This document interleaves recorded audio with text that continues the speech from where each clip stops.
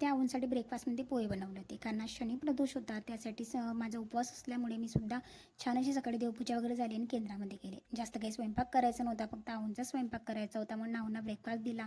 आणि नंतर लगेचच बघा 10:30च्या आरतीला बऱ्यापैकी महिला असतात आणि छान वाटतं जेव्हा 10:30च्या आरतीला आपण येतो.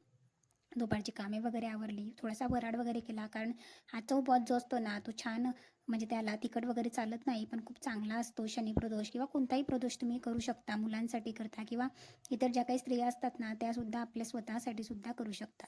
शनिप्रदोषचं खूप जास्त महत्त्व सांगितलेलं आहे, ते उद्याच्या ब्लॉगमध्ये मी नक्की सांगणार आहे. त्याच्यानंतर महादेव मंदिरामध्ये गेले. महादेव मंदिरामध्ये छान अशी पूजा वगैरे करून झाली. तिकडनं आले आणि तिळचे लाडू बनवले. आऊंचं कधीचं सुरू होतं, कारण आमचे संक्रांतीचे लाडू लगेच संपून गेलेले होते. म्हटल्यावर आज पुन्हा एक वाटीचे तिळचे लाडू केले.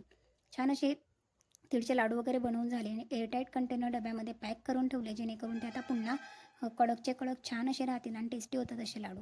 उद्याच्या ब्लॉगमध्ये मी डिटेलमध्ये रेसिपी शेअर केलेली आहे. सो उद्याचा ब्लॉग मात्र नक्की बघा. असा होता माझा आजचा दिवस. बाय.